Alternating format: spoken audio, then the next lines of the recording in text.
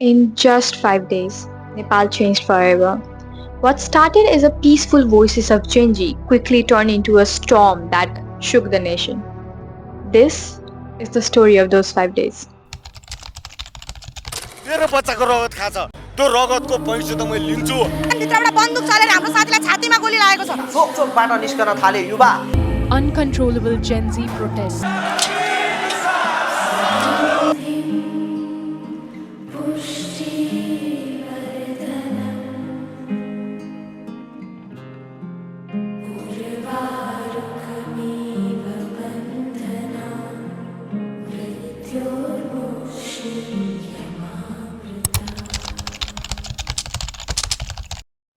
For years and years, people of Nepal had been carrying a dissatisfaction in their heart, dissatisfaction with the power struggle, dissatisfaction with the government.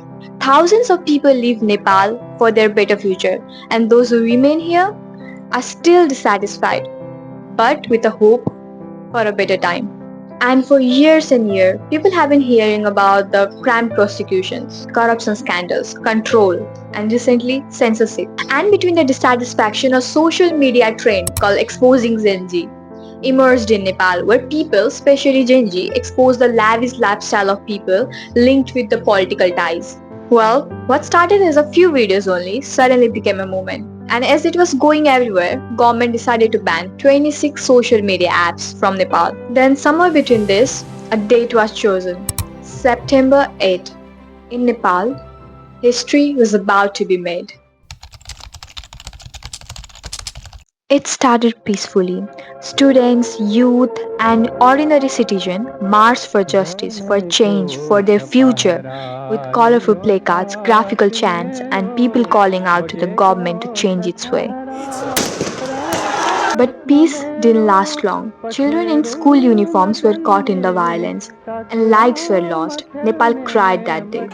Reports of over 50 confirmed deaths by the time of recording this video, and hundreds were injured. Yet, even in the face of bloodshed, the young refused to back down.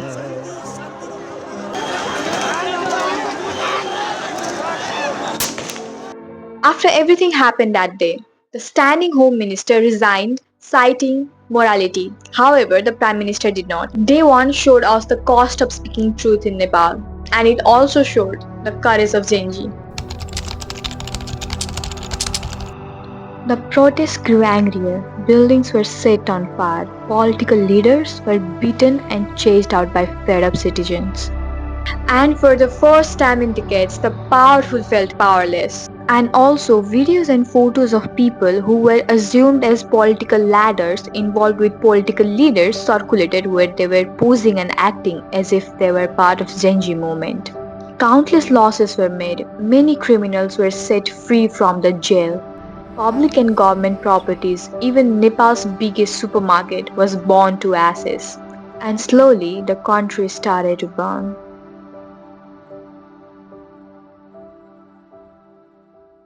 A lot happened that day.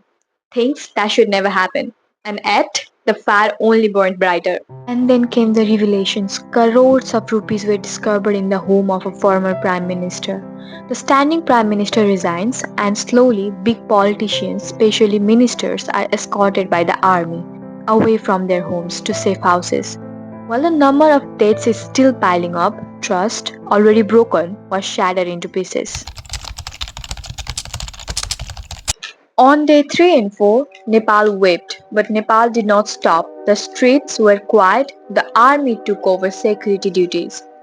A lot of misinformation and fear-induced information was present all over social media. The spirit remained, but the visuals of the deaths and destruction moved us all. Young people, despite their injuries and loss, raised their voice even higher. Then we saw it. GenZ being GenZ started discussing on whom to choose the next prime minister in Nepal for the interim government through various social media sites like Discord. Then the name that was rose higher was of the ex-Chief Justice of the Nepal Supreme Court, Susila Karki. Day 3 and 4 were filled with discussions between the army chief, the president, and representative of various groups including the youngsters. This was not just a protest. This was resistance. This was a generation demanding that history must not repeat itself. This is not just politics, it's people, students, workers, families demanding accountability, demanding a future they can believe in.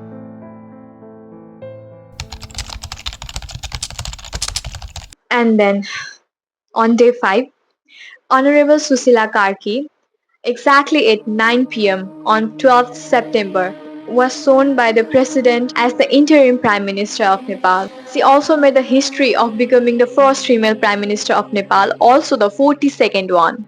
Her nomination has earned applause and well wishes from the people, and now we will have an interim government until elections on May 5th, 2026.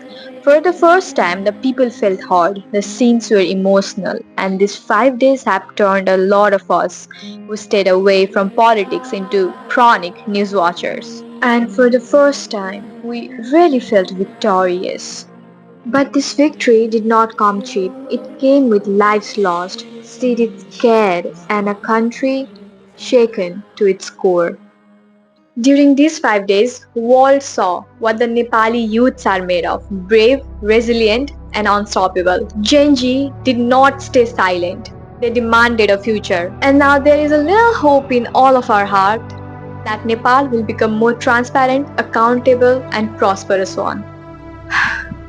These last 5 days were really loud. And the main question is, will Nepal finally listen